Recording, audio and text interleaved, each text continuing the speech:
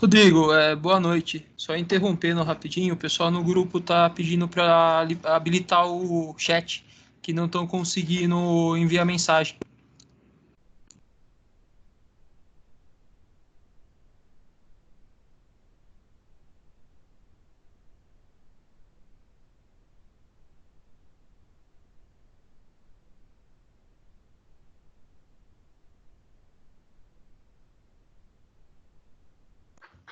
Talvez, Rodrigo, eu não sei se você vai falar mais alguma coisa, senão eu podia começar enquanto você habilita aí o chat. E acho que o Rodrigo caiu.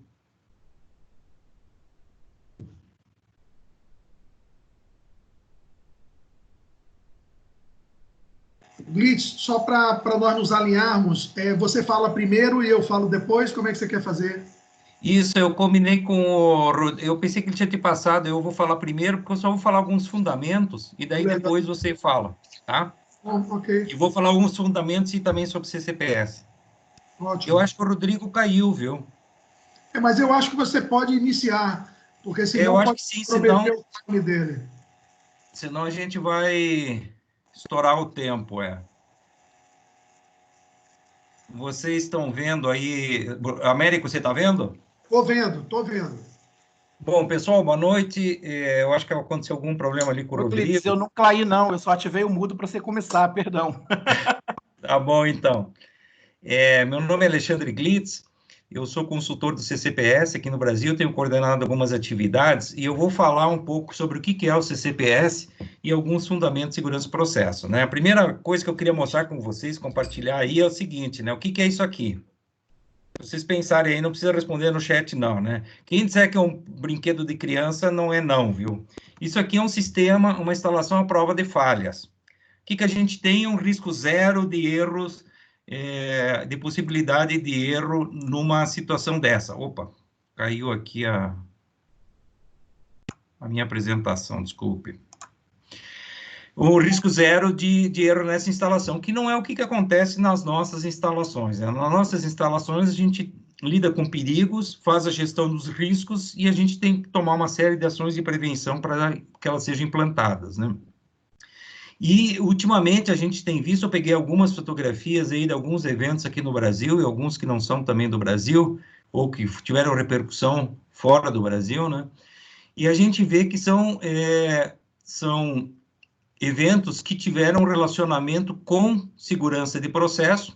Alguém pode estar estranhando que eu estou mostrando a garrafa de cerveja, mas é um evento de segurança de processo. E a pergunta que vem é qual é que é o impacto no negócio, né? O impacto no negócio, quando se tem um evento desses, ele pode representar a diferença entre a sobrevivência da organização e ela simplesmente sumir do mapa do mapa econômico, da mesma forma como a gente tem visto algumas outras já aconteceu isso, né? E daí eu gostaria de passar rapidamente, fazer alguma diferenciação, que a gente nota que ainda tem algumas confusões conceituais, né?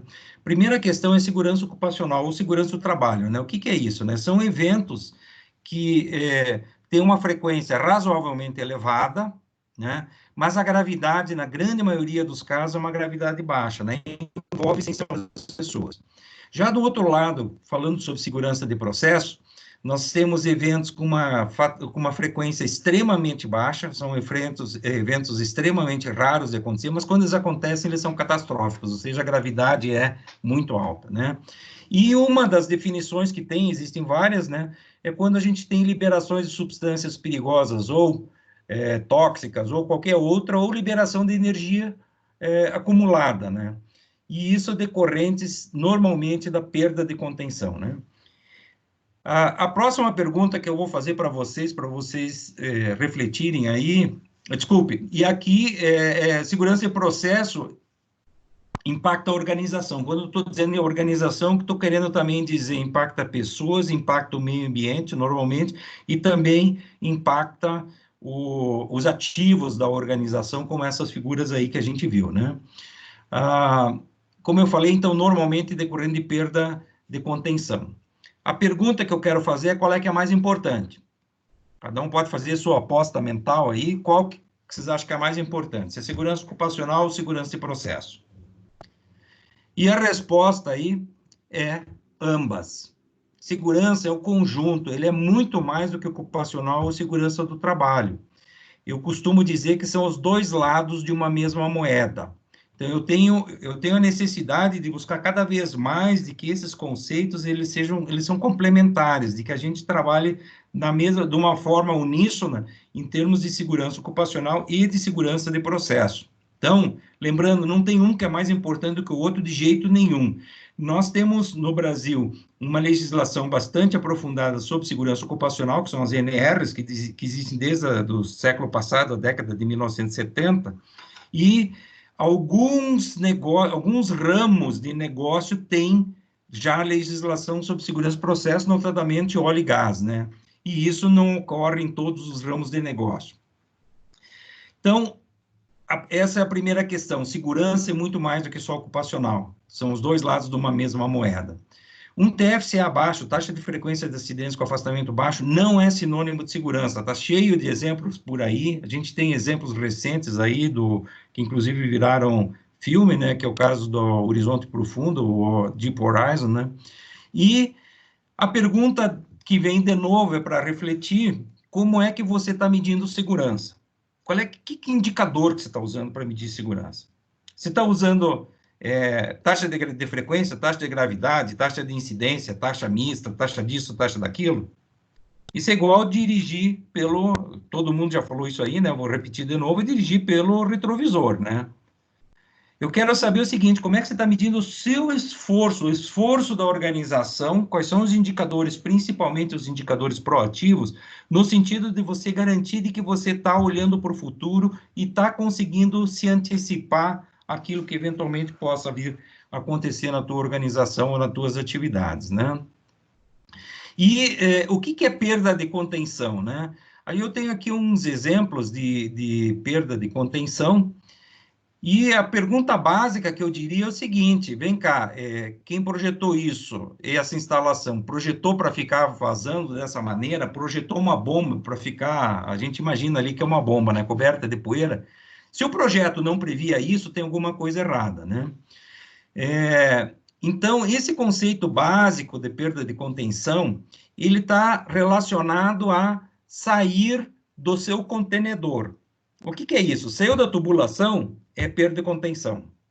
Saiu do tanque, é perda de contenção. Saiu do equipamento, é perda de contenção. Ah, mas tudo bem, o meu ramo industrial não lida com hidrocarboneto, com derivado de petróleo, não lida com produto químico perigoso, nem sei se eu tenho energia acumulada, aí basta ver se você tem vapor ou não tem vapor d'água. Vapor é energia acumulada, a gente transforma água em vapor, então tem todo um processo aí de energia acumulada.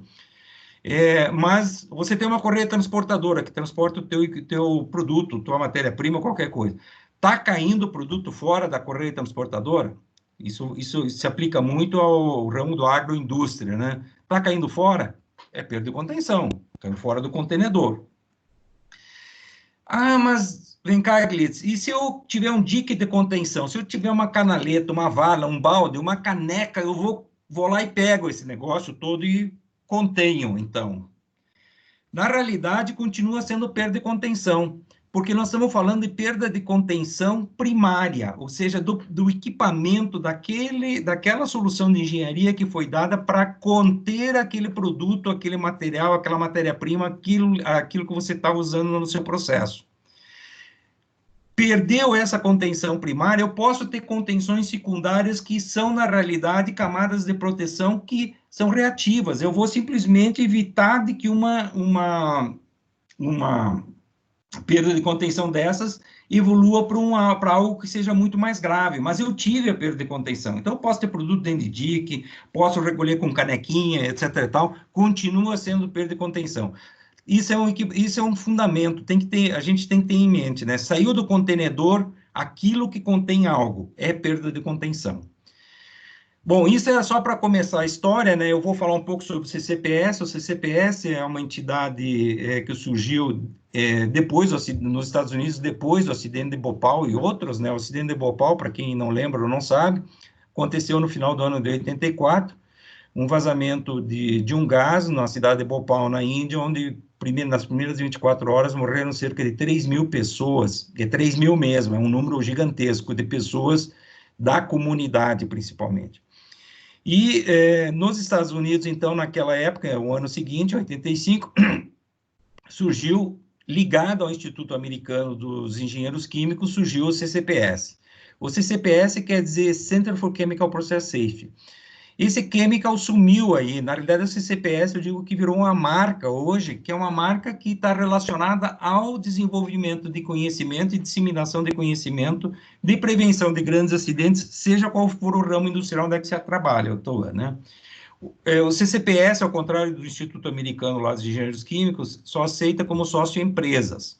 Então, hoje são um pouco mais do que 220 empresas que são membros da área química, farmacêutica, óleo e gás, energia, mineração, siderurgia, a parte também de agroindústria. Ou seja, existe uma gama muito grande, isso deixou de ser algo que está ligado muito mais à química, à petroquímica e óleo e gás, né? É uma entidade técnica que não tem fins lucrativos e que hoje é uma referência global em termos de segurança de processo.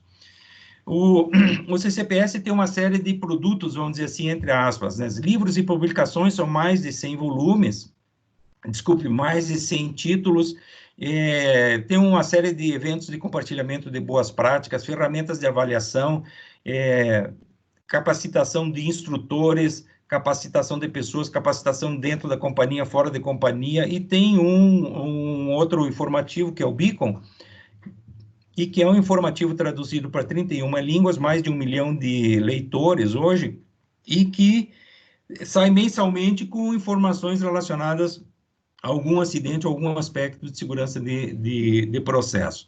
Então, são vários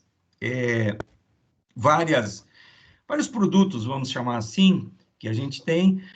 E o que eu gostaria de chamar a atenção é o seguinte: o CCPS, se vocês entrarem no site CCPS, é só entrar AISH CCPS ou buscar CCPS no Google, né? Esse site eu faço analogia com um iceberg. A parte que a gente consegue, que qualquer um pode acessar, que é a parte pública, já é uma parte muito grande, tem muita informação, muito boa, técnica espetacular lá disponível para o público de uma maneira geral. As empresas associadas, na realidade, os empregados, as pessoas que são colaboradores das empresas associadas, elas conseguem enxergar a parte de baixo do iceberg, aí que tem um outro mundo muito maior de informações relacionadas à segurança de processo. Então, vale a pena, mesmo que você não é associado, que você só é curioso, vai lá dar uma olhadinha, tudo o que tem dentro do site CCPS, tem muita ferramenta interessante. O site está em inglês, então, o inglês, na realidade, hoje em dia, em segurança de processo, inglês é quase que uma necessidade básica, né? Em termos de visão e missão, o CCPS tem como objetivo eliminar acidentes de segurança de processo, proteger pessoas, meio ambiente e propriedade, como eu já havia comentado, né? E, essencialmente, o que busca é estabelecer controles gerenciais para a gente garantir que os processos perigosos sejam identificados, entendidos e controlados. Para quê? Para evitar acidentes relacionados a esses processos, aqueles tipos de acidentes, como eu mencionei no início dessa apresentação aqui, né? Como é que essa gestão de segurança de processo está embasada, né? São quatro grandes pilares, vamos dizer assim, 4 grandes áreas de fundamento, né? A primeira delas é o comprometimento com segurança de processo. O segundo grande bloco é o entendimento dos perigos e riscos da sua atividade. Uma vez que você entendeu o perigo e risco, é a gestão desses riscos e o aprendizado com a experiência, fazendo o loop aí de melhoria contínua, né? Para cada um desses blocos existem elementos, são 20 elementos ao todo. Eu não vou passar pelos elementos, eles vão ser discutidos ao longo desse grupo de estudo, né? E esse grupo de estudo, o objetivo do Rodrigo foi justamente de discutir esse livro que foi traduzido para o português, foi o primeiro livro do CCPS traduzido para o português, e que a tradução foi um patrocínio da Petrobras. E, na realidade, quando vocês forem passar nas discussões futuras aqui, vocês vão ver cada elemento. Esse livro tem cada elemento detalhado e dá uma visão muito boa e abrangente de cada um dos elementos. Então, reservem aí as próximas apresentações, próximos capítulos é que vão contar o que é cada um desses elementos, né? Em termos de segurança de processo, um outro aspecto que é importante a gente ter em mente são os sinais de alerta, né? E alguém pode estar pensando, pô, por que é que está um avião da Lamia aí, da Chapecoense, né, nesse negócio de sinais de alerta, né? Antes da ocorrência do acidente, a gente tem uma série de avisos e a gente ignora, normalmente ignora, né? Depois que aconteceu o acidente da Lamia, você ficou sabendo um monte de informações relativas às práticas de gestão dessa companhia, que tinha esse avião, cujo dono da companhia era o piloto, que era o dono do avião também, né? Então, depois ficou-se sabendo um monte de coisa que, se tivesse tido alguma atuação prévia, não teria acontecido o que aconteceu, né? Qual é que é a analogia para nós, né? Por que a gente ignora esses avisos? O primeiro é a cultura da negação, isso é praticamente do ser humano, né? Nós latinos, então, temos uma cultura de negação praticamente muito mais acentuada, né? Isso não acontece aqui, isso é só intermitente, é só agora que você veio, Glitz, você não conhece bem como é que é o nosso processo é assim mesmo, e ele não é igual não sei o que lá, né? E não é todo processo, ele tem que ser contido dentro dos seus equipamentos e as atividades têm que ser realizadas dentro daquilo que foi previsto, né? Não tem essa questão de que é intermitente, isso não acontece aqui. Também um outro dos sinais de alerta é a normalização de desvios, né? E o que é essa normalização de desvios? É quando a gente tem uma erosão gradual dos padrões devido ao aumento de tolerância a não conformidades. Então, eu vou aceitando que algo não vai ser feito, não está sendo feito de acordo com o estabelecido, de acordo com o procedimento, e isso ao longo do tempo vai erudindo e aquilo fica sendo normal. Por isso que a gente diz, isso é intermitente, aqui é assim, é desse jeito que nós fazemos as coisas, né? E aliado a isso, baixa o senso de vulnerabilidade. O que quer dizer isso? A gente parar e pensar o que de pior pode acontecer. Quando eu estou dizendo o que de pior pode acontecer, vem alguém e diz assim, pô, lá vem o Cavaleiro do Apocalipse. Por sinal, onde é que eu trabalhava, de vez em quando dizia assim, putz, lá vem o Cavaleiro do Apocalipse. Não é, você imaginar realmente o que de pior pode acontecer, quais são as salvaguardas que eu tenho para isso pior acontecer, e se acontecer, como é que eu vou atuar? A gente vê em várias questões, principalmente aqui no Brasil, que quando chega na hora de atuar numa emergência, tem uma bateção de cabeça fenomenal, né? Então, se houvesse realmente um planejamento prévio, a gente poderia dar um atendimento melhor nessas circunstâncias, né? E um aspecto que é extremamente fundamental e que é o primeiro pilar, o primeiro elemento, faz parte do primeiro pilar ali no de segurança do processo, é a questão de cultura, né? E a cultura vai definir a forma como a gente reage a esses sinais de alerta, né? A cultura vai dizer se eu digo, não, isso sempre foi assim aqui, isso é intermitente, etc. Tal, ou se eu vou aceitar ou não aceitar. Porque a cultura, uma definição do CCPS, é como a organização se comporta quando ninguém está olhando. Isso define a cultura de uma organização. Ou também o que é e o que não é aceito. Claramente, a gente, quando trabalha numa organização, numa empresa, ou mesmo numa sociedade, a gente sabe, isso é aceito, isso não é aceito. Essa é a regra de convívio, né? E um outro aspecto que eu gostaria de salientar aqui é que sempre que houver conflito entre a cultura e normas e procedimentos, a cultura vai prevalecer. Por quê? Porque normas e procedimentos não geram comportamentos, elas não definem comportamento. O que define comportamento é a cultura. Daí o porquê um esforço muito grande que se tem atualmente, junto com a questão de fatores humanos, é o trabalho em termos da cultura, como é que a gente evolui em termos de cultura. Por sinal, tem um livro muito bom do CCPS também, que trata justamente de como estabelecer ou fortalecer a questão de cultura de segurança de processo, né? E aqui eu peguei uma fala aí do Peter Drucker, né? Ele lá disse o seguinte, a cultura se alimenta da estratégia no café da manhã, e eu achei genial isso, porque é totalmente verdade, né? Eu posso ter a melhor das estratégias, mas se a cultura não estiver alinhada, dependendo da cultura que eu tenho, a estratégia não vale para nada. A cultura é que vai disseminar, vai definir, a maneira como a gente atua. Em termos da atuação do CCPS, tem um link aí que tem as publicações que eu mencionei, são mais de 100 volumes, existem publicações conceituais, aqui tem 4 exemplos, né, e que dão uma introdução e visão geral sobre aquele assunto. Tem um outro grande bloco, que são as publicações aprofundadas. Em cima ali no slide eu falei, eu não troquei ali, ficou conceituais, né, mas aqui já são um conhecimento aprofundado, que são os guidelines, que são os guias, né.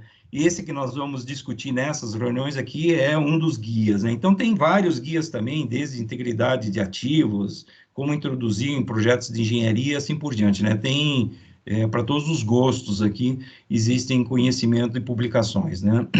Traduzidos por português.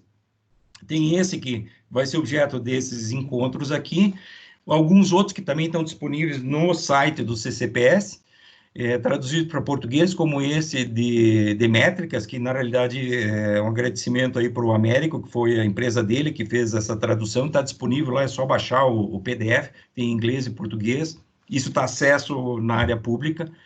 Recentemente, no ano passado, desculpe, saiu o Guia de Gestão de Mudanças, Guia de Gerenciamento de Gestão de Mudanças, também está disponível já nas livrarias, e em fase de andamento, é um projeto que é coordenado pelo Américo, tem esses quatro volumes aí que ele mencionou um pouquinho antes da gente começar, né, que são as questões das competências, o livro de Lopa, disciplina operacional e como escrever procedimentos operacionais. Esses 4 já estão traduzidos, nós precisamos que haja 400 volumes comprometidos, para que daí sim a editora consiga fazer uma edição e a gente ter isso disponibilizado para compra, né? Eu mencionei o Beacon ainda há pouco, é esse o jeitão dele, ele é traduzido para 31 línguas, tem mais de 10 anos, é gratuito. E para indo já para o encerramento, eu diria o seguinte, que o que a gente vai ver nesses próximos encontros são algumas, vamos dizer assim, tem 5 pontos que eu gostaria de salientar. Primeiro, entender os perigos, quais são os perigos que tem nas minhas instalações, nas minhas operações. Em função disso, como é que eu vou gerenciar os riscos? Uma vez que eu tenho isso definido, como é que eu vou manter as energias controladas? E aí, energias, entendo todas as formas de energias controladas, no sentido de evitar que a gente tenha perda de contenção.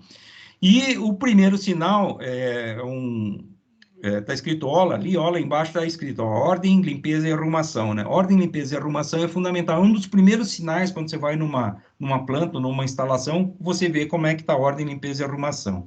Desenvolver o senso de vulnerabilidade, aquilo que eu comentei, ou seja, o que de pior pode acontecer, como é que eu estou protegido para isso, para esse pior cenário, né? E um comprometimento com segurança todos os dias, a toda hora e sempre. Eu agradeço, então, essa oportunidade aí, Rodrigo, parabéns pela iniciativa, sucesso nessas discussões, e eu fico à disposição aí depois para as perguntas. Eu vou liberar aqui Américo, já liberei. Obrigado, pessoal.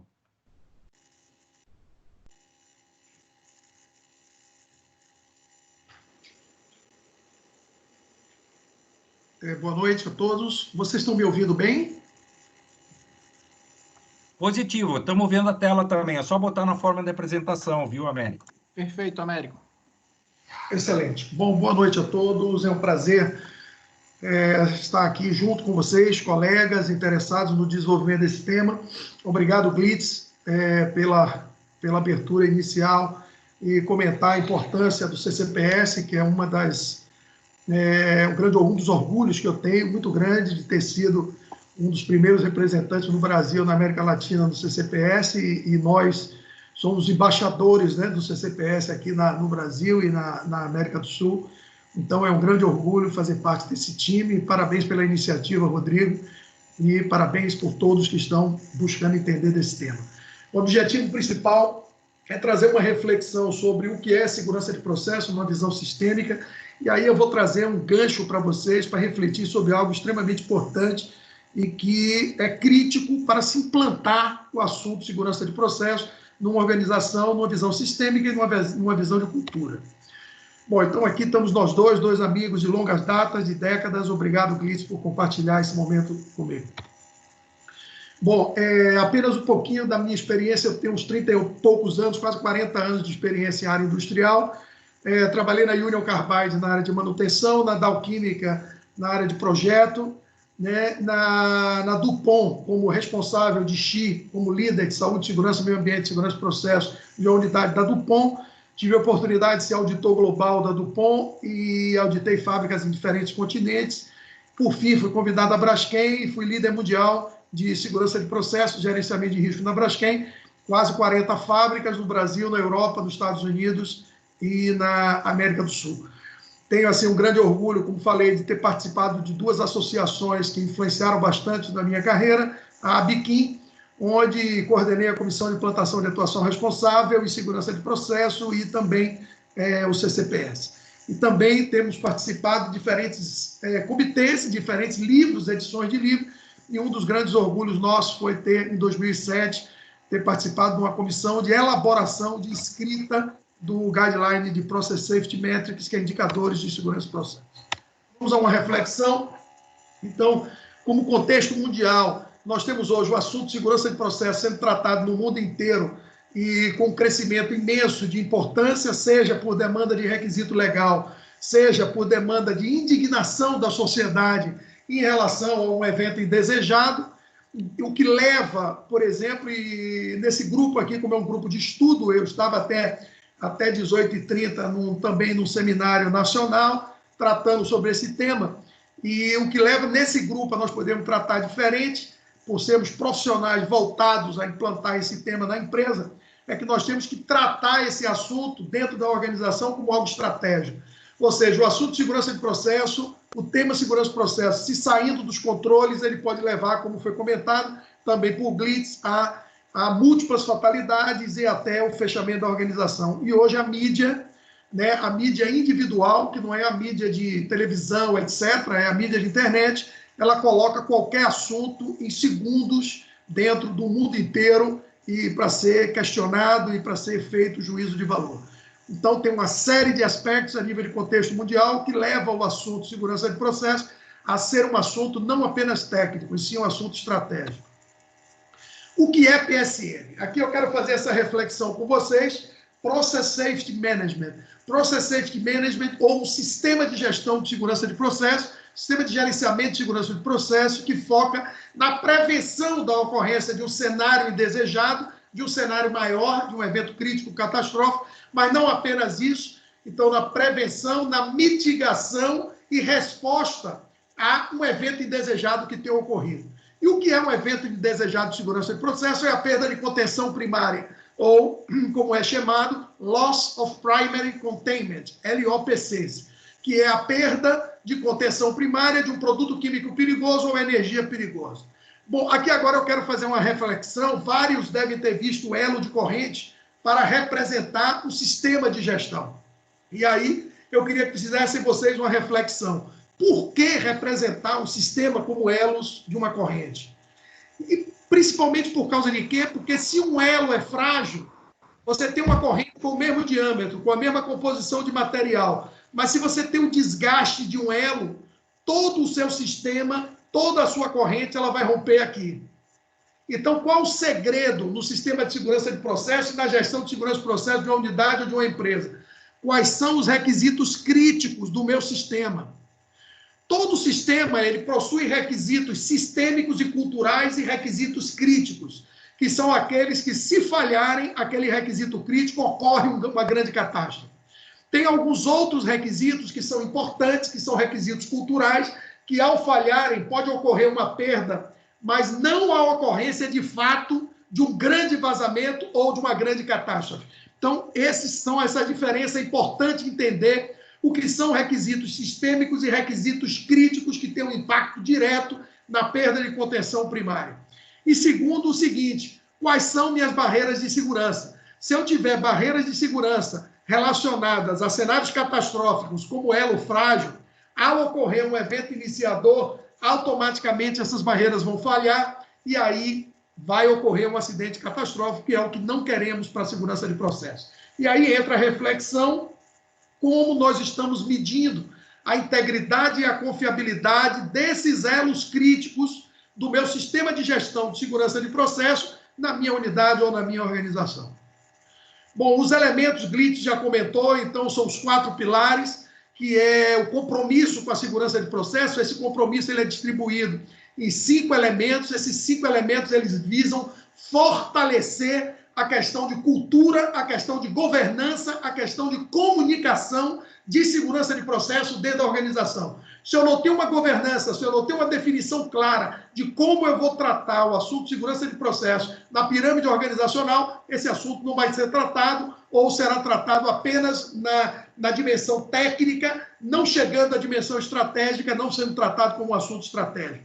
O pilar entendimento de perigos e riscos são 2 elementos, que é o Process Hazard Analysis, que é a avaliação de perigos e riscos nas dimensões de uma análise de risco qualitativa, semi-quantitativa e quantitativa, e esse outro elemento que ele é quietinho, ele fica parecendo que é sozinho, mas não, é importantíssimo, que chamamos em inglês PSI, Process Safety Information, que é a parte toda de informação de segurança de processo para todos os outros elementos. Então, eu tenho que garantir que toda a disponibilização de informações dos cenários de risco, informação dos riscos de produto, informação e conhecimento a ser gerado para formar a competência das pessoas, seja disponibilizado da forma adequada, porque senão vocês vão estar investigando acidentes e vai aparecer toda hora falta de percepção de risco, desconhecimento de não sei o quê, etc, etc.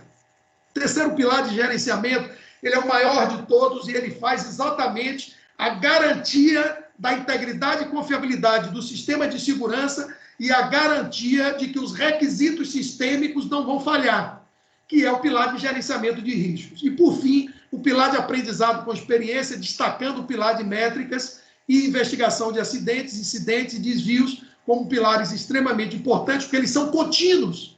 Esses pilares, eles são pilares que transformam o seu sistema de gestão de segurança de processo de uma foto num filme. Se eu tiver o tratamento adequado de pequenos desvios, que são os Tier 3, os médio desvio, que são os Tier 2, e se tiver Tier 1 tratado adequadamente, ou se eu tiver indicadores, métricas proativas, principalmente, eu estarei transformando o resultado de auditoria, que é uma foto, em um filme contínuo mostrando como está a gestão de segurança de processo nas organizações, na sua unidade especificamente. Glitz já comentou sobre esse livro foi traduzido e traz toda uma reflexão sistêmica sobre os 4 pilares e os 20 elementos. Bom, o que é que queremos com a implementação de segurança de processo? Prevenir grandes acidentes. Queremos prevenir múltiplas fatalidades, queremos prevenir grandes danos ambientais, queremos prevenir grandes danos ativos e, por fim, queremos preservar a imagem, a reputação da organização junto a todas as partes interessadas.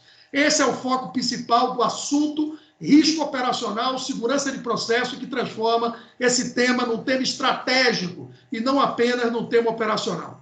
Aqui estão as diferenças entre segurança ocupacional e segurança de processo, que o Glitz comentou algumas coisas, e a característica principal é que segurança de processo está envolvido, principalmente um evento de segurança de processo, ele tem relação com o seu processo produtivo, ou seja, com o produto ou o processo, ou a energia que existe no seu processo.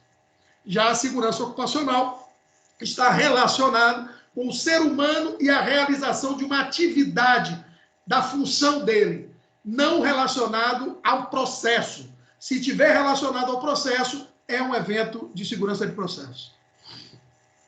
Há uma visão geral como premissas básicas. Os perigos e riscos não são iguais. Por quê? Porque as instalações são diferentes, as organizações são diferentes, os cenários são diferentes, os processos são diferentes, os produtos eles podem ser similares, mas podem ter concentração diferente, temperatura, energia diferente.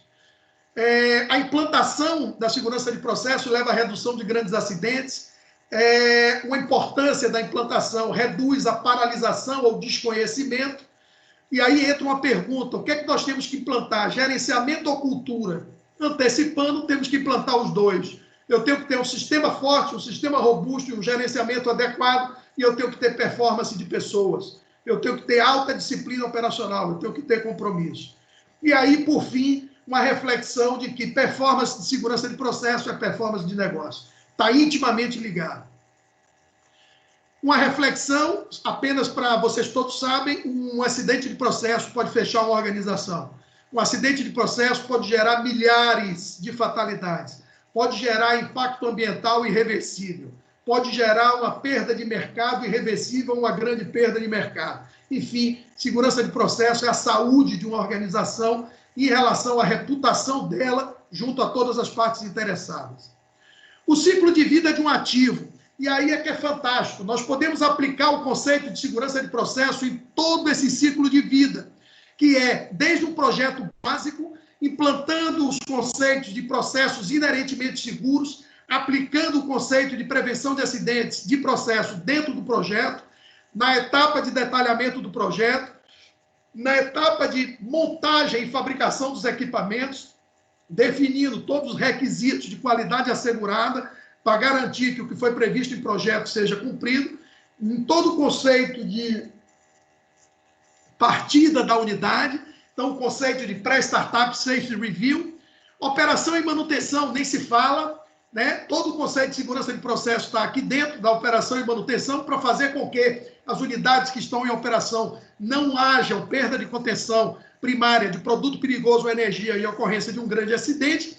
Na gestão do envelhecimento, ou seja, eu preciso aplicar os conceitos de integridade e confiabilidade, o conceito de segurança de processo para manter o nível de segurança mesmo com o envelhecimento da organização, até chegar eventualmente ao momento onde os custos da manutenção da segurança, da manutenção daquela instalação, torna-se não interessante e aí nós fazemos a desativação da unidade. O que deve levar à desativação da unidade não é a ocorrência de acidentes, e sim uma análise empresarial do custo-benefício de manter aquela organização, e não o custo em função de acidentes. Aqui é uma explicação, trazendo a mesma reflexão que eu fiz, mostrando a responsabilidade dessas áreas, todas elas envolvidas, e aí entra uma pergunta de prova. Quem é responsável por segurança de processo dentro da minha organização? Qual é a resposta? Todo mundo, todas as pessoas, todas as áreas, porque nós vemos aqui que, a depender do estágio, do momento, do ciclo de vida de uma instalação, eu tenho responsáveis, eu tenho atores principais. Então, numa engenharia, o que nós vemos a maioria das vezes é que não existe segurança de processo na engenharia, não existe segurança de processo na logística, não existe segurança de processo na manutenção, não existe em laboratório, planta piloto, enfim, esse é um grande erro. Então, vocês, como pontos focais de segurança de processo, são responsáveis por enxergar como nós vamos desenvolver os pontos focais dentro de cada área dessa, para nós garantirmos que o assunto de segurança de processo esteja descentralizado, esteja permeado na cultura e permeado sistemicamente em todos os processos que existem na organização. Aqui tem um vídeo, eu vou, como por questão do tempo eu não vou passar, eu vou apenas mostrar 10 segundos dele para vocês verem o que é um grande assunto.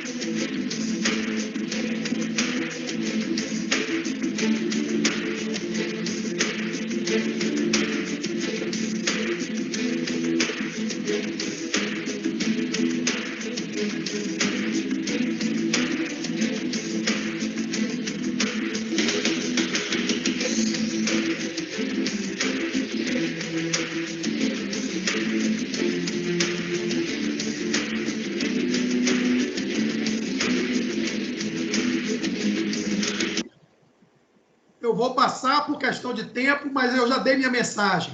Um evento de segurança de processo ele é catastrófico. Ele pode trazer grandes perdas. Vamos falar de indicadores. Por que é importante eu implantar indicadores dentro de uma organização? Porque os indicadores é que vão fazer com que, em todo o nível da organização, nos indicadores estratégicos, eu vou permitir que o conselho de administração, o comitê executivo acompanhe como a gestão de segurança operacional ou segurança de processo está sendo tratada na organização. Os indicadores táticos são aqueles indicadores que vão estar permitindo os comitês de líderes, comitês de supervisores, vai permitir acompanhar como cada elemento do sistema de segurança de processo ou como a performance de integridade e confiabilidade da minha instalação está sendo gerida na empresa. E os indicadores operacionais, que vão trazer para os operadores, para a manutenção, para os supervisores, para os encarregados, vão trazer como a performance, como a planta, a unidade operacional, como os equipamentos estão performando ou não. Eles estão com baixa confiabilidade, como estão os operadores, como está o índice de desvios, o índice de indisciplina operacional. Então, esses indicadores vão trazer tudo isso e vão fazer com que nós possamos construir uma cultura e construir um sistema de gestão de segurança de processo robusto. Que tipo de indicadores existem? Eu tenho indicadores Tier 1, que são os indicadores já de perda, são indicadores reativos, onde ocorreu um grave acidente. Indicador Tier 2, um acidente intermediário.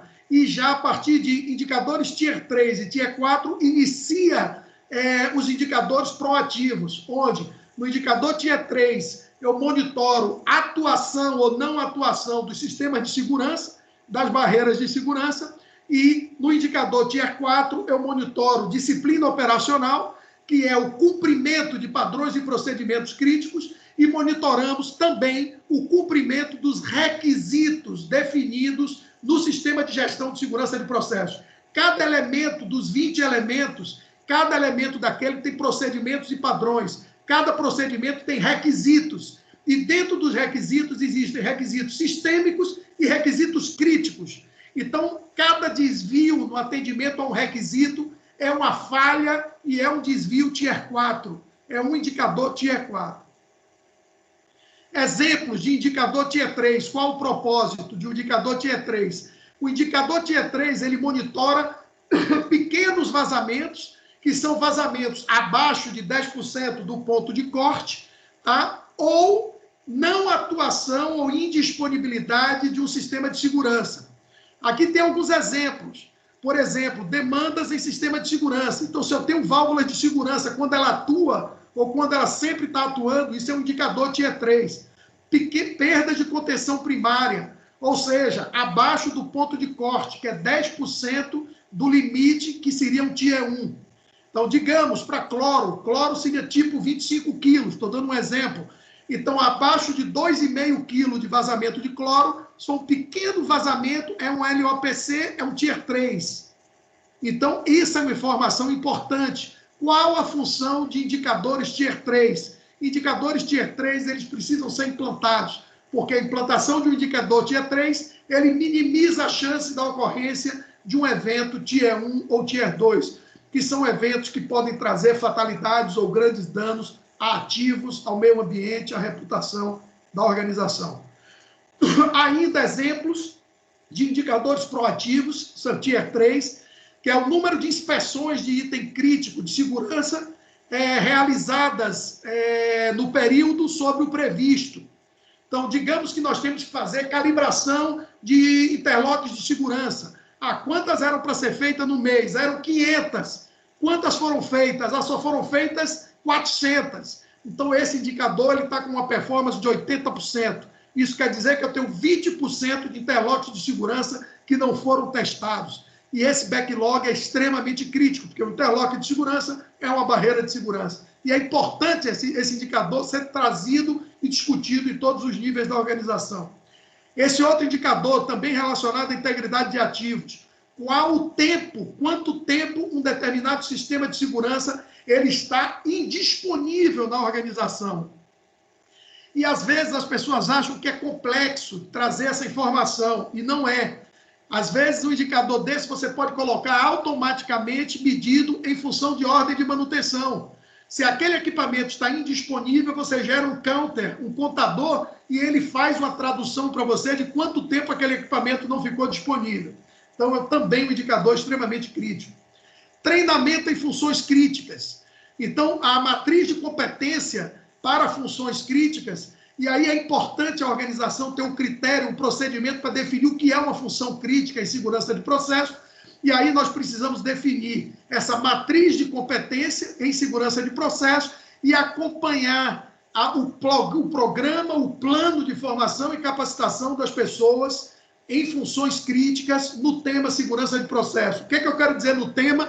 Nos diferentes assuntos que a dimensão segurança de processo comporta. Existe a RSF, nós fizemos um webinar o mês passado sobre matriz tridimensional de competência em segurança de processo, e caso vocês desejem, é fácil, manda um e-mail, manda uma informação, nós podemos disponibilizar o link de todos os webinars realizados.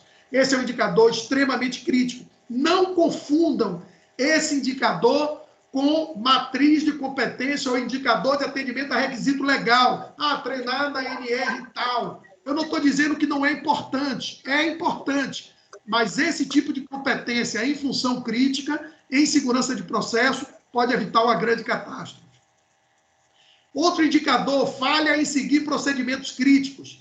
Também deve ser definido o que é procedimento crítico, quais são os procedimentos críticos e como nós estaremos auditando e avaliando desvios no cumprimento de um procedimento crítico.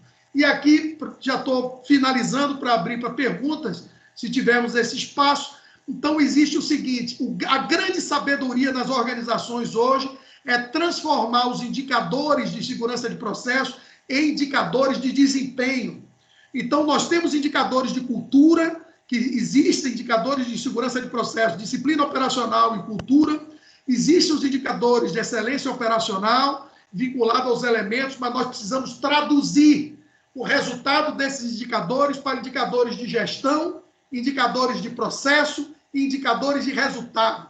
Traduzir esses indicadores numa linguagem que o executivo entende, numa linguagem que as metas dos líderes estão comprometidas com isso aqui, ó. E aí, esse é o último slide. Qual o futuro dos indicadores de segurança de processo nas suas organizações e no mundo? Nós precisamos criar os indicadores e precisamos montar uma correlação desses indicadores de forma que eu possa ligar os indicadores com o aumento de resultados operacionais e empresariais no negócio e na organização. Que esses indicadores podem traduzir redução do risco empresarial e redução do risco operacional. O que quer dizer isso? Quando eu tenho um cenário que ele é catastrófico e ocasional, e o potencial de dano dele seria de 600 milhões de dólares, 600 vezes 10 à sexta, e eu faço através do estudo de risco, faz um RASOP, faz um estudo de LOPA, e eu insiro barreiras de segurança, cada uma, 2 ou 3, que reduz em pelo menos 10 a menos 1, o fator de redução de risco. Se eu insiro 3, eu estou reduzindo o risco empresarial, que é 600 vezes 10 à sexta, em 10 a menos 3. Então, qual é o novo risco empresarial? Ao eu tirar esse cenário de catastrófico e ocasional para catastrófico e improvável. Esse cenário passa a ser 600 vezes 10 à sexta, vezes 10 a menos 3. Com isso, o cenário sai de 600 milhões de dólares para 600 mil dólares. Isso é redução de risco empresarial. Isso o executivo entende. Isso é crítico para a organização. Isso nós, como profissionais de segurança do processo, podemos fazer. Podemos mostrar a eles. Aumento da agregação de valor devido à melhoria da reputação da empresa e valorização da marca. Organizações que têm alta perda em segurança de processo, grande número de paradas, não atendimento a cliente, grande dano ambiental, etc., fere sua marca, fere sua reputação. E aí, por último, o que a gente precisa? E esse é um indicador que eu mais gosto, principalmente porque ele integra todos os outros. Como nós podemos maximizar a contribuição da área de segurança de processo, do assunto gerenciamento de risco, para a satisfação, ou melhor, superação das expectativas de todas as partes interessadas internas, integrantes. A Agenda 2030 da ONU diz que todas as organizações, um dos desafios, um dos objetivos é reduzir acidentes com pessoas, reduzir danos ambientais. E aí nós podemos estar interligados com o empresariamento, com o negócio da organização e com agendas mundiais. Então, era essa mensagem que eu queria trazer para vocês. Cada tópico, cada tema desse, ele desdobra numa estratégia, num padrão, num guia, em requisitos. E o segredo, se é que existe segredo, não se implanta segurança de processo apenas com profissionais de segurança de processo. Nós temos que construir uma política de descentralização. Nós temos que construir o assunto permeando em toda a organização e tratar esse assunto nas 3 dimensões. Na dimensão estratégica, na dimensão tática e na dimensão operacional. Mais uma vez, muito obrigado pela oportunidade. Me coloco à disposição para questionamentos, resposta aqui agora ou depois. E parabéns pela iniciativa. E vai ser sempre um prazer estar com esse grupo seleto de pessoas e comprometidas com esse tema extremamente estratégico. Muito obrigado. América e Glides, nós aqui que agradecemos aí essa apresentação que vocês fizeram para a gente. A gente já tem algumas perguntas aqui. Eu não vou fazer elas na ordem, tá? Eu vou aproveitar o finalzinho aí, o Américo, da sua fala, entrando aí na ONU, né? A gente tem uma pergunta aqui, né? Pensando na ISO 31000 de risco, alinhado com os Objetivos de Desenvolvimento Sustentável da ONU, quais seriam os horizontes do CEPRO fora da indústria química e de óleo e gás e para o futuro? Você tá no mudo, Américo. Ok, excelente pergunta. O futuro, na minha visão, o futuro da segurança de processo é a tradução do assunto segurança de processo para excelência operacional. É trazer a reflexão de integridade e confiabilidade do processo produtivo, linkar os indicadores, os programas de segurança operacional com objetivos de sustentabilidade empresarial. O risco empresarial, ele contempla o risco operacional. O risco operacional, que é o assunto de segurança de processo, é uma das dimensões tratadas no risco empresarial e que é tratado nos requisitos da ISO 31000 e na COSO 1 e 2. Então, existem os requisitos da COSO 1 e 2, que nós auditamos bastante nas organizações, que é trazer a visão de risco empresarial, Business Continuity Plan, que é continuidade de negócio, satisfação de cliente, como integrar isso com risco operacional. Então, esse é o futuro. Não tem como dissociar a segurança operacional, a excelência operacional com a gestão de risco empresarial. Essa é uma visão e é um mundo isso aí, mas não pode ser dissociado. Senão, nós vamos trazer o assunto de segurança de processo com uma dimensão básica, técnica, de engenharia de segurança de processo, tratado por um mínimo número de pessoas e não pela organização como um todo. Muito boa pergunta. O Américo, só vou pedir para você descompartilhar a tela aí, porque essa tela ainda está compartilhada. E aproveitando também, você falou sobre a descentralização da segurança de processo, e a gente tem uma pergunta aqui, quem trabalha com segurança de processo, né? Isso é só para engenheiro? Que outras formações elas estão abrangidas dentro da segurança de processo? Porque a gente vê isso muito dentro do mundo da engenharia química. E vou aproveitar e fazer uma pergunta minha.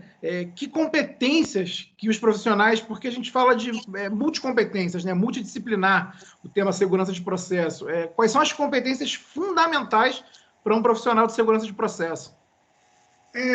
Excelente pergunta, e mais uma vez eu queria provocar Danilo, meu líder, o assessor comercial e de planejamento da RSE, ele está aqui disponível. Danilo, por favor, disponibiliza para esse time o webinar e a apresentação de competências feito o mês passado. E a matriz tridimensional de competência, nós fazemos o seguinte: você define o que treinar, para que função treinar e com que nível de proficiência.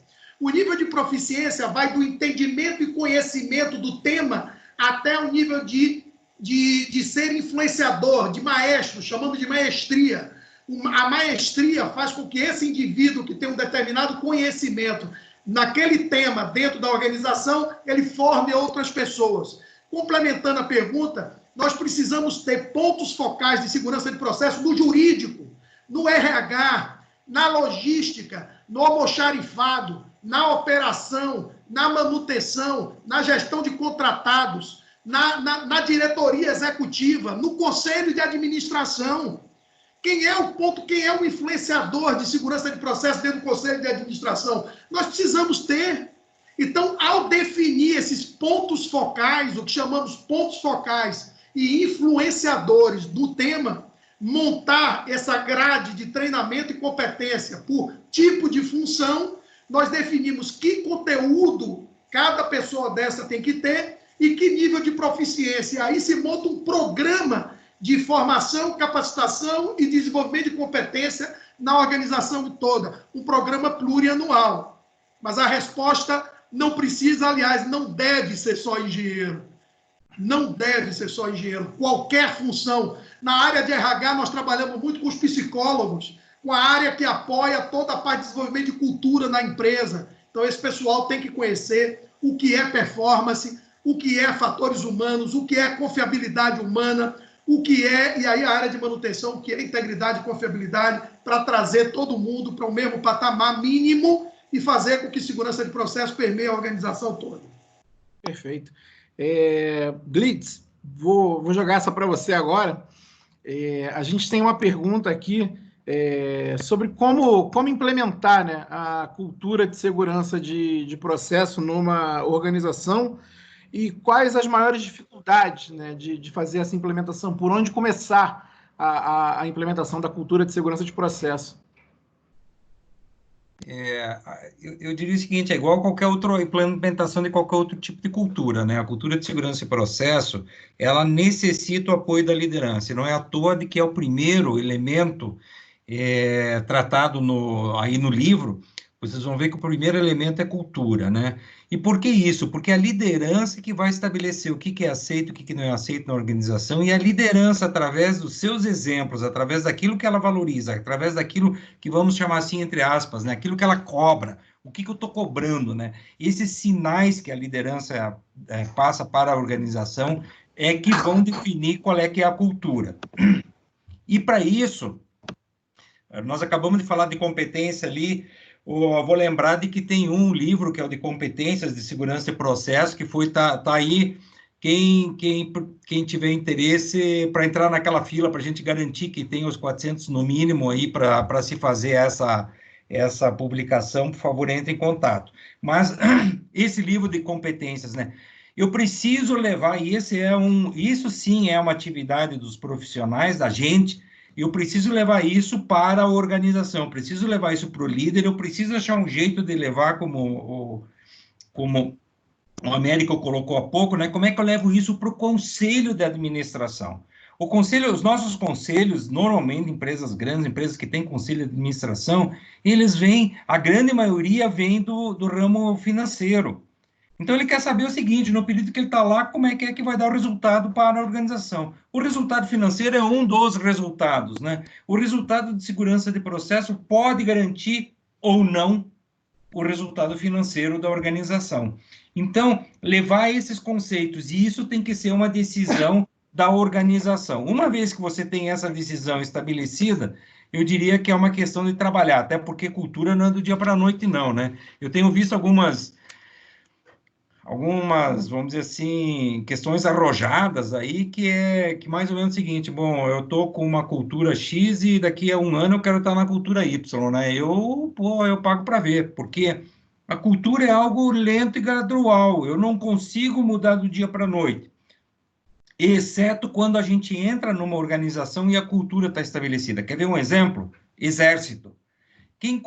Quem fez o serviço militar sabe, na primeira semana, nos primeiros 3 dias, sabe o que pode, o que não pode, o que vai dar cadeia e o que você tem que ficar de plantão lá no final de semana. É assim, ponto final. Por quê? Porque a cultura lá está muito bem definida. O que pode e o que não pode. Então, no nosso caso, é a gente trabalhar e achar formas de levar. E uma outra, talvez complementando aí, é a forma da gente se comunicar. Nós somos engenheiros, nós somos técnicos, a grande maioria, talvez, de nós aqui, vamos dizer assim, temos uma formação técnica. Nós temos que olhar a forma de nos comunicarmos e, eventualmente, buscar nas empresas a área de comunicação para ajudar, para ver como é que eu vou comunicar determinado assunto que não é do dia a dia, que não é 2 mais 2 que é igual a 4, né? E por isso eu gostaria de chamar a atenção, tem um livro daqueles conceituais, o CCPS, extremamente interessante. E ele ensina ali, ele tem 10, vamos dizer assim, quais são os 10 core, os princípios básicos de uma cultura de segurança, né? E depois, como é que você trabalha cada um deles? Eu recomendo, ele é em inglês ainda, mas eu recomendo esse livro, como fortalecer e manter culturas de segurança e processo. Esse é voltado para a segurança e processo. Legal. Podemos fazer mais 2 perguntas? Da minha parte, tudo bem. Só voltando Américo, voltando naquela questão lá da ONU, a gente tem uma complementação aqui que isso está dentro hoje do foco de atuação dentro da indústria química e de óleo e gás. Mas como é que isso está fora hoje da indústria química? Por exemplo, setor de mineração, como é que a segurança de processo está caminhando fora da indústria química e de óleo e gás? Excelente pergunta. Nós temos notado, em função dos graves acidentes que têm ocorrido, né, em diferentes negócios, então nós temos o açúcar e álcool, temos a própria mineração, temos a siderurgia, né, temos nuclear não, que já é um outro mundo, é um patamar já mais diferenciado, mas principalmente esses 3 segmentos, o assunto de segurança de processo tem crescido muito, porque as empresas passaram a enxergar que segurança de processo não é de produto químico, segurança de processo não está relacionada à química, à petroquímica, não, segurança de processo, segurança operacional está relacionado à prevenção de graves acidentes operacionais. Para isso, a organização tem que entender quais são os seus cenários. Então, você tem organizações de segmentos ligados a não apenas petroquímica, outros segmentos que nem análise de risco tinham, nem tem. Ou quando tem as análises de risco, são muito pobres. Então, se você não tem o entendimento, o conhecimento de quais são os perigos e riscos que você tem, e não tem aí, essa pergunta foi muito rica, não tem a definição que não é um documento, para mim é um princípio, é um padrão, é uma filosofia, que chama-se critério de aceitabilidade de risco da empresa, da companhia. A matriz de aceitabilidade de risco da empresa. A matriz de aceitabilidade de risco, ela traduz a cultura de segurança de processo e de gerenciamento de risco operacional e empresarial da companhia. Nós, recentemente, temos trabalhado revisando matrizes de aceitabilidade de risco para empresas, integrando a questão de risco operacional com risco empresarial. Quando eu tenho uma matriz bem construída, que traduza, não é bem construída tecnicamente só, é que ela traduza o que o conselho de administração, o que os acionistas, o que os executivos acreditam, trazem, e o apetite de risco que a organização tem e o atendimento aos requisitos legais. Aí, quando nós falamos de apetite de risco, nós linkamos a segurança de processo a risco empresarial, trazendo a questão da ISO 31000 e da COSO 1 e 2, trazendo a questão de critérios de risco empresarial. E aí, ao linkar isso e fazer com que os líderes, qualquer organização implante, avalie quais os riscos operacionais e empresariais que existem, classifiquem esses riscos operacionais e empresariais dentro da matriz e desenvolva-se um processo de governança. O que é governança?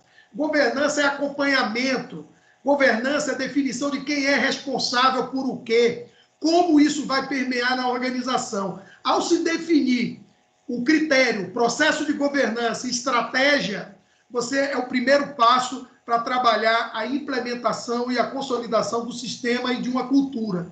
Então, essa seria uma reflexão rápida de como linkar, como tratar a questão do próprio segurança de processo com risco empresarial e com a Agenda 2030, não apenas porque esse assunto não é só de petroquímica ou óleo e gás, ele envolve qualquer organização que tenha produto perigoso ou cenário com acúmulo de energia perigosa. Eu gostaria de fazer um complemento aqui com relação à agroindústria, né? A agroindústria tem riscos específicos, né? Perigos específicos, um deles é a poeira, né? A gente tem lá a questão da poeira inflamável, poeira combustível, explosiva, é algo extremamente presente nas atividades, né? E o que eu acho, uma sugestão é de que sejam criados, vamos dizer assim, as pessoas do mesmo segmento industrial, como o Américo falou, né? Hoje em dia nós temos, já associados ao CCPS, nós temos empresas de mineração, empresas de siderurgia, o agronegócio, todo o agronegócio já é associado, e daí você pergunta assim, mas vem cá, o que o agro tem, o que o grão tem a ver com o processamento do grão, vamos dizer assim, todo esse processo, desde o recebimento, secagem, etc., até transformar nesses produtos que a gente tem no dia a dia, isso envolve processos que têm os seus perigos, né? E o que eu sugiro, assim como essa iniciativa, é formar grupos de discussão. O que é um grupo de discussão? Nós temos um grupo agora, que é ligado ao CCPS, que é só para a agroindústria. é só problema da agroindústria. Por quê? Porque lá é específico, a gente consegue discutir. Isso pode ser feito com qualquer pessoa, pode juntar os seus pares e dizer o seguinte, ó, nós vamos aqui discutir nada de negócio, nós vamos discutir o aprendizado comum, né? Então, essa é uma sugestão que eu deixo para a criação desses grupos específicos voltados a riscos de alguma outra coisa. Tem um outro grupo que eu também ajudo a coordenar e que está envolvido aí o IBP, a ANP e outras organizações, que é específico para riscos de dutos. E aí, duto, tanto faz, é tubulação. Seja de produto perigoso, produto inflamável, produto químico, ou seja água, é duto. Então, ali nós queremos trabalhar riscos de dutos. Então, eu acho que cada vez mais essas, vamos dizer assim, essas compartimentalizações, elas ajudam para resolver problemas de determinado segmento. Enquanto o geral, como essa iniciativa tua, Rodrigo, o geral é o conceito como um todo. A aplicação voltada especificamente para alguns segmentos é o que se faz através desses outros grupos. Muito bacana. Pessoal, a gente está chegando no finalzinho. Eu tinha pedido 2 perguntas, vou fazer a última aqui para a gente encerrar. E aí, não sei se o Glides ou o Américo querem responder. Onde a gente pode encontrar, né, modelos de indicadores e de benchmarking na indústria. E depois dessa pergunta, eu queria só, se vocês puderem também reforçar a questão dos 400 necessários aí para a gente conseguir as traduções e publicações dos livros, e quem que a gente pode procurar. Eu já procurei, se eu não me engano, acho que foi a Deise, da própria RSE, mas se vocês puderem passar aí o contato para a gente reforçar e multiplicar isso aí no LinkedIn. Nós somos 270 no grupo do Telegram. Se 270 publicarem isso aí no LinkedIn, o alcance disso é monstruoso, né? Então, eu queria que vocês deixassem os contatos aí também, onde a gente pode fazer essa requisição. Ok, eu vou passar para você os contatos, né? Então, além do meu contato, Américo, D de dado, C de casa, N de navio, @rsemdemaria.com.br. A gente faz toda a gestão, como o Glitz comentou, das traduções e também desses pedidos junto à editora, junto à Interciência.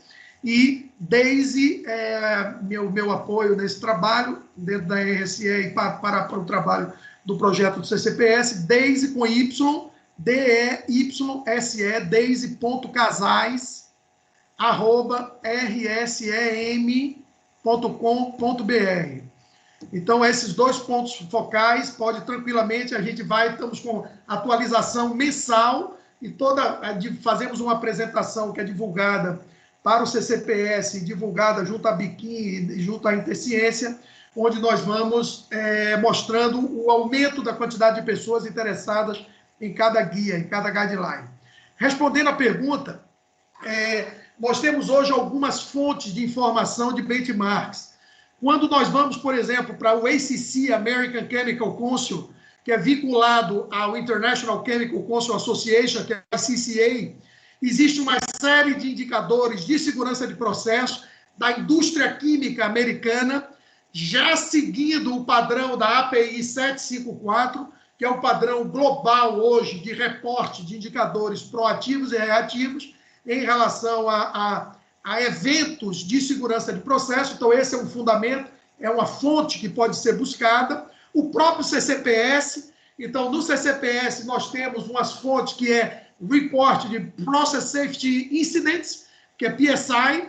Então, existe um módulo onde qualquer pessoa pode reportar a ocorrência de indicadores de segurança de processo, de eventos de segurança de processo, e existe essa estatística de acidentes e incidentes de segurança de processo, que também pode ser obtido essa fonte. Tem uma outra fonte de benchmark muito boa, que eu gosto, que é a seguradora Marsh McLennan, que é o que eles classificam sempre como 100 Major Accidents in Industry. E ele aí classifica, são os 100 maiores eventos de operacionais na indústria. E todo ano eles atualizam. E esse report da Marsh McLennan, que é essa seguradora, eu posso mandar para vocês, quer dizer, eu tenho esse report anual, e ele traz uma reflexão sobre os maiores acidentes, as causas, etc, etc. E o IPSC, que é o European Process Safety Center, que é similar ao CCPS, inclusive nós trabalhamos juntos, eu atuo também muito no CCPS e menos no IPSI, mas também, e lá eles também estão iniciando e já tem um banco de dados interessante em relação a benchmarks. Tá? Então, essas são algumas fontes que eu me lembro assim de cabeça, mas podemos ter algumas outras. Agora, quando você faz essa pergunta, nós estamos indo à luz de eventos de segurança de processo. Existem benchmarks fantásticos, por exemplo, de Mechanical Integrity and Reliability, que é integridade mecânica e confiabilidade. Aí os bancos de dados de integridade e confiabilidade são riquíssimos, onde aí vem estatísticas de taxa de falha, probabilidade de falha de equipamentos críticos, e são ricos para cada organização tratar e comparar como que está a sua vida real, o seu histórico de falha dos seus equipamentos com esses bancos de dados. E aí, se vocês também tiverem interesse, eu vou ver com o nosso especialista, e a gente tem os bancos de dados de integridade e confiabilidade, o histórico de falha, e aí passa para vocês também. Muito boa pergunta. Benchmark é sempre algo, sempre bem-vindo. Só complementando aqui um comentário, é o seguinte, né? Para quem está começando nessa seara, tem algumas referências, tem uma publicação do IOGP 456, 466, uma coisa assim, eu não lembro se é bem esse número, mas é por aí. E também o API 754. Aí alguém vai dizer, bom, a API é do Instituto Americano do Petróleo, e o IOGP é da indústria de óleo e gás também. Ali são sugestões, são formas. Você pegando o da IOGP, por exemplo, ele tem um dos anexos, é como você estabelecer para você, é quase como uma fórmula, é como uma receita de bolo de você estabelecer os seus indicadores para as suas atividades, né? Independente seja óleo e gás ou o que for. Casualmente, ele foi publicado, foi feito por um grupo da IOGP. Mas para quem está começando, talvez o melhor seria essa tradução que o próprio Américo fez, que é do CCPS, que está disponível no site do CCPS. Depois, Rodrigo, se você quiser, eu posso te mandar o link, que é baixar lá, já está em português, e é o resultado de um survey, de uma pesquisa que foi feita no mundo todo sobre quais são os indicadores que o pessoal está usando para diferentes questões, né? Esse é um ponto. O segundo ponto de benchmark, a minha sugestão também é ver o seguinte, qual é que é o grupo que você está fazendo parte, né? Se é de siderurgia, algumas coisas podem funcionar para você ir no óleo e gás, mas talvez é bom começar a incentivar a turma de siderurgia. Isso é um exemplo só, né? Por exemplo, o Old Steel é associado não só ao CCPS, como está desenvolvendo várias ferramentas de segurança de processo, né? E sobre os livros, né? Quem não conseguiu pegar aí com o Américo, é só no LinkedIn mandar uma mensagem no LinkedIn. Glitz, como é que é mesmo o e-mail lá a gente põe em contato. O nosso negócio é ajudar a disseminar, porque nós precisamos fechar 400 interessados, 400 volumes comprometidos, no sentido de poder botar esses livros na prateleira e ajudar a fazer toda essa movimentação aí e trazer mais conhecimento para a língua pátria. Obrigado pela oportunidade, Rodrigo. Um abraço para todos vocês. Glitz, eu que agradeço. Ok, apenas trazendo a reflexão que o Glitz comentou, é realmente o IOGP 456, e ele trata de implementação de indicadores, chama-se Key Performance Indicators, Process Safety Recommended Practice on Key Performance Indicators, é o IOGP 456. E aproveitando para se despedir, né? Então, mais uma vez, parabéns, Rodrigo, parabéns a todos nós que estamos juntos buscando fomentar esse tema no Brasil. Eu agradeço mais uma vez o convite, contem sempre conosco, comigo pessoalmente, com o nosso grupo de pessoas, conhecido a RSE, para poder intensificar e trazer esse tema forte, cada vez mais forte no nosso país. Mais uma vez, muito obrigado. Glitz, Américo, a gente é que agradece, nunca imaginei que teríamos uma abertura de um grupo de estudos desse peso. Queria muito agradecer vocês, bom te rever aqui, né, Glitz, diretamente aí pela câmera. Queria agradecer a Andréa também, que acho que a Andréa que fez esse convite aí para você, Américo. Então, Andréa Lopes, obrigado aí por trazer o Américo e o Glitz por se voluntariar. Infelizmente, tem muitas perguntas, mas a gente não tem mais tempo. E sejam bem-vindos quando vocês tiverem disponibilidade. A gente tem encontros agora até dezembro, é um capítulo por semana. A gente chegou aí a quase 100 pessoas aqui, a gente está com 86 agora, mas chegou a 98. Fica a missão da gente, né, viabilizar essas publicações. Eu acho que é de interesse, pelo menos desse grupo de 100 pessoas aqui. Eu espero que a gente já esteja perto aí de conseguir as 400. E acho que se cada um fizer uma publicação no LinkedIn, se cada um se realmente... E até pelo preço, né, gente? Você tem livros de CCPS em inglês que custam R$1.000. E você conseguir comprar por 150 um conhecimento desse é uma oportunidade ímpar, né? Então, se nós da área não fomentarmos e viabilizarmos, esse conhecimento ainda vai ficar restrito a quem, infelizmente, né, felizmente fala só inglês, né? A gente precisa disseminar. Américo, obrigado. Glides, muito obrigado. E fiquem à vontade para, quando tiverem disponibilidade, voltar para encontrar com a gente. Sem dúvida, obrigado. Obrigado, grande abraço.